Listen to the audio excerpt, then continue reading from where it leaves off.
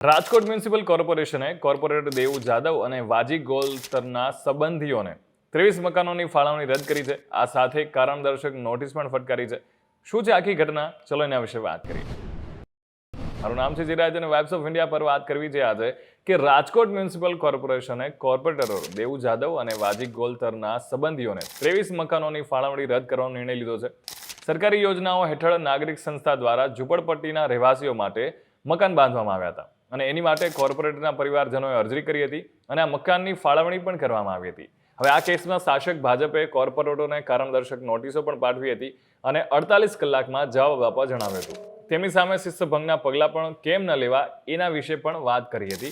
સત્તાધારી ભાજપે દેવુ જાદવને civic body act અને રૂરલ કમ્યુનિટીના અધ્યક્ષ પદેથી રાજીનામું આપવા દબાણ કર્યાના 1 દિવસ બાદ આ પગલાં લેવામાં આવે છે. તમને જણાવી દઈએ કે Devu Jadav Rajkot municipal corporation ward number 6ના ભાજપ કોર્પોરેટર છે. તો વાજી ગોલતાર છે એ વોર્ડ નંબર 5 માંથી ભાજપનું પ્રતિનિધિત્વ કરે છે અને કોર્પોરેટર તરીકે આ એમની પ્રથમ ટર્મ છે. રાજકોટ મ્યુનિસિપલ કમિશનર આનંદ પટેલે જણાવ્યું હતું કે તપાસમાં જાણવા મળ્યું છે કે બંને કોર્પોરેટરો સાથે સંબંધ ધરાવતા અરજદારો અન્ય સ્થળે પણ મિલકત ધરાવે છે અને તેથી તેઓ આરએમસીની પાસેની મકાનો મેળવવા માટે જે અયોગ્ય છે. ત્યારબાદ અમે 23 અરજદારોને મકાનોની ફાળવણી રદ કરવાનો નિર્ણય લીધો છે.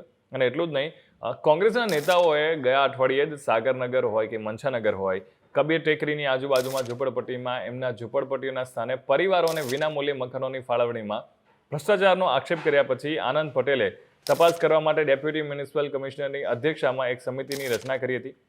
મ્યુનિસિપલ કમિશનરે ઉમેર્યું કે આ તપાસ સમિતિએ રજૂ કરેલા અહેવાલમાં જણાવ્યું છે કે ફાળવવામાં આવેલા મકાનોમાંથી 23 અરજદારો અયોગ્ય છે અને આ રિપોર્ટને આધારે અમે અન્ય 14 અરજદારોને પણ મકાનોની ફાળવણી અટકાવવાનું નક્કી કર્યું છે, કારણ કે અમારે એમની વિગતોને વધુ તપાસ કરવાની જરૂર છે. જોકે એ સ્પષ્ટ થયું છે કે તેઓ અન્યત્ર કોઈ પણ મિલકતની માલિકી ધરાવતા નથી.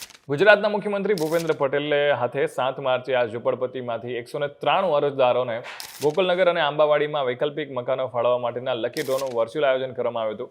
જોકે કોંગ્રેસે આક્ષેપ કર્યો હતો કે લાભાર્થીઓના ભાજપના કોર્પોરેટર દેવુ જાદવના પતિ મનસુખ જાદવ અને એમના નજીકના સંબંધીઓનો સમાવેશ થાય છે અને ગોલતારના સંબંધીઓનો દાવો કરે છે કે તેઓ પાત્ર નથી, કારણ કે તેઓ શહેરમાં અન્યત્ર મકાનો ધરાવે છે. મંગળવારે રાજકોટ શહેર ભાજપ પ્રમુખ મુકેશ દોશીએ જણાવ્યું હતું કે તેમની પાર્ટીએ જાદવ અને ગોલતારને કારણદર્શક નોટિસ ફટકારી છે અને પહેલી દ્રષ્ટિએ તો એઓ એમના વર્તન માટે શિસ્તભંગના પગલાંનો સામનો કરવા માટે જવાબદાર છે.